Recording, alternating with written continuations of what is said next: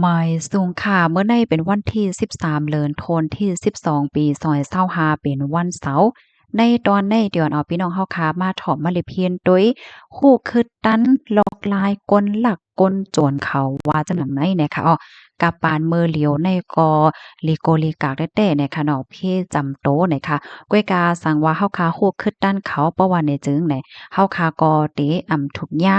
จังตกเป็นเหยือกเขาไล่เฮ็ดจังไหนคะอ้อ ข้อที่1นะคะอย่าไปใส่โคของอันมีเงินค้ำเนาะเหมือนจั่งหนังสายข้อค้ำแหวนค้ำแหลเจิ้นไหนนะคะเอามืออ่อนตั้งในมังก้อมังก้นเปิ้นก็เตสงสัยไล่ใจใส่เฮ็ดจั่งแหนนะปานมือเหลียวในค้ำมันกาแห้งหนาแน่เนาะเพราะว่าเฮาคาใส่เนี่ยจึงมันเตจางเป็นตีก้ายตาของก้นลักก้นโจรเขาอำสั่งถูกจางเตอเคิก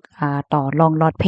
โตเจ้าเก่านะคะอ้อกำในมาเทียงข้อที่2ค่ะอย่าไปเสพกากซ้อในไว้ดีโลดเคิงนั้นก็กล้าตัวเจ้าเก่าล่าๆเนี่ยค่ะเอาอันในคณะว่าพี่น้องเฮาคาเตอยู่ไว้ดีเมืองไหลก็ยาวป้าเจ็มเมืองใต้ค่ะเนาะบางก้นในเตเจอว่าอะโลยมันเป็นในกิ่วในวานเฮาก้อยหลงมันเป็นในว่างเฮือนเฮาก้อยมันเป็นหางโยนั้นก็เป็นหน้าพักตัวเฮือนเฮาก้อยเนี่ยอย่าไปว่าเหย้าเนี่ยค่ะเนาะก็เพราะว่ากับปานมื้อเหลียวใน เฮาก็บ่ฮู้ค่ะเนาะบางปอกในในวานเฮาคันนั้นไหนมันจะเรียกว่าเป็นก้นวานเฮาโกยก้นที่อันลูกต่างที่ต่างๆมาอยู่มาเซาเนี่ยก็ซ้ำมีเทียงจ่อแม่นค่ะกำนั้นแลเมื่อว่าเฮาคาลงกานั้นก็ลงโลดเคิงกึดโลดเคิงยาวเพราะว่าเนี่ยจึงให้เฮาคานั้นถอนกักซ้อมันออกไว้กำเหลียวในค่ะนะบางก็ในใกล้ลืมในค่ะเนาะในแต่ว่าเปิ้นว่าเฮายอก็สติกันนำๆนะคะกำในมาแทงข้อที่3ค่ะ อย่าไปเก็บโคของอันมีกาขันไว้ที่ในกาเฮาเนี่ยค่ะอ้ออามันจังหนังมาก็ได้เอาโฟนค่ะเนาะตั้งวางไว้ที่ในกานั้นก็ถุงป้ากระเป๋าเงินว่าซังไว้เฮ็ดจั่งใดค่ะนะบางปอกแน่กาเฮาคากึดไว้นอกเฮิรนนั้นก็เฮาคากว่าเสียดีๆค่ะน้องเอากากว่ากึดไว้ไหนเฮาว่นว่ามันเป็นสังไหนเนาะเฮาก็เอาไว้เฮ็ดนั้นเพราะว่าโจรเขาหันเขาก็ว่นว่าในมันนั้นมีเงินนำหน้าโยไหน สร้างถูกเขาเตะทุบหม่านก้า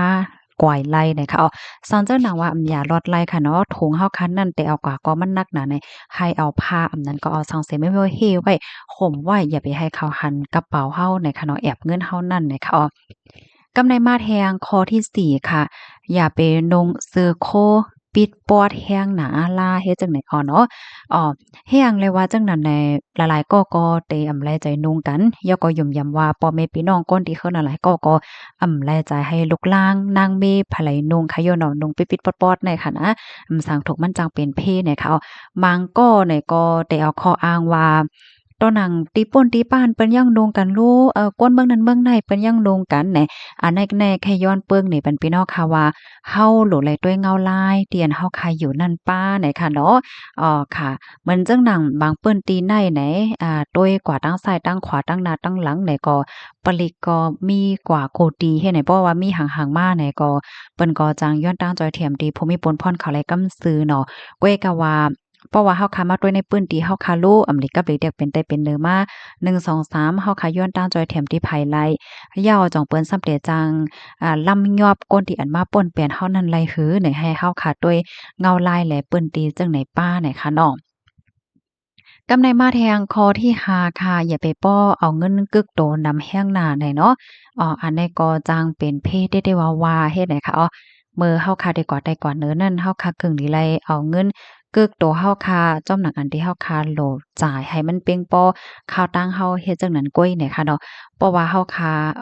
ป้าเงินกว่านำน่ะมันก็ในป่ายิบเนเปิ้นเนี่ยค่ะเนาะสั่งถูกก็มันจังเป็นเพเนี่ยค่ะกำในมาแทงคอที่6เนี่ยค่ะให้เฮาคานั่นได้คัดซ้อพักตัวเฮาคาอยู่ตาเสเฮ็ดไหนนะมืออยู่ตั้งในเฮิรนก็คัดซ้ออันเต็มมันแน่อันพักตัวเฮิรนเฮาในขณะก็ตั้งดอกก็มันมีที่คัดซ้อเนาะเพราะว่าเฮาคาอยู่ตั้งในเนี่ยก็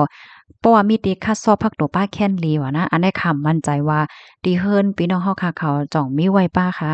อันมันจังคัดซ้อเลยในเฮิรนในค่ะนะเหมือนจังหนังตั้งใน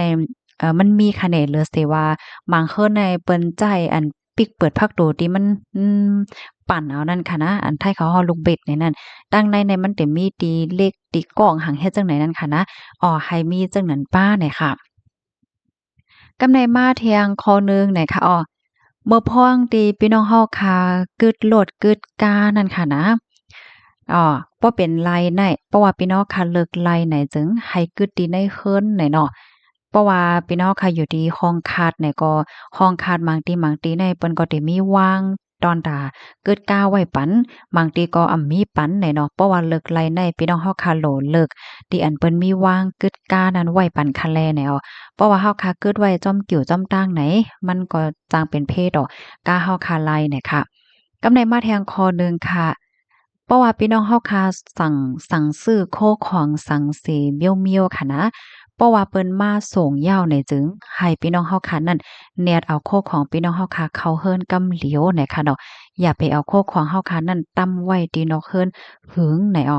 ย้อนเปนว่าเฮาบ่ฮู้ไลเปิ้นเนาะน้ำใจเปิ้นเนี่ยเปิ้นก่อกว่ามาบางป้อมังไลเปิ้นเอาโคของเฮาค่ะกว่าว่าในเซตอะเปิ้นเตจังมาถ่ายเอาจื้อเฮาตีอยู่เฮา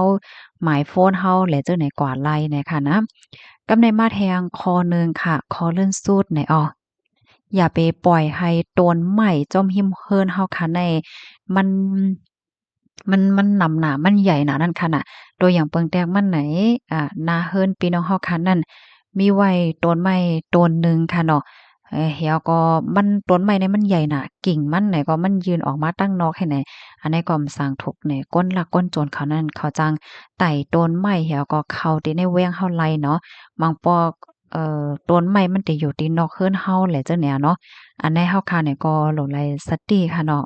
สร้างทุกข์ก้นโจรเขานั่นจางไต่ต้นไม้แล้วก็เข้ามาตีเฮือนเฮาคาไลเนี่ยค่ะอ้อ อันนี้ก็ค่าเฮาไล่เบิ่งอิงเอามาที่ห้องการหลวงฝ่ายปลีก MPB เนี่ยค่ะเนาะไล่เตรียมต่างไว้เนี่ยค่ะอ้อหนังหือพี่น้องเฮาค่ะเขาบ่ได้จังไรรับรู้แลจังไรฟังสติกันนั่นน่ะค่ะก็ย้อนให้จอยกันสืบเปิ้นแพ่แชร์กว่าเซกัมเนี่ยค่ะเนาะอ๋อค่ะย้อนให้อยู่ได้กินหวานในรอดเพศกันค่ะอ้อไม่ทรงค่ะ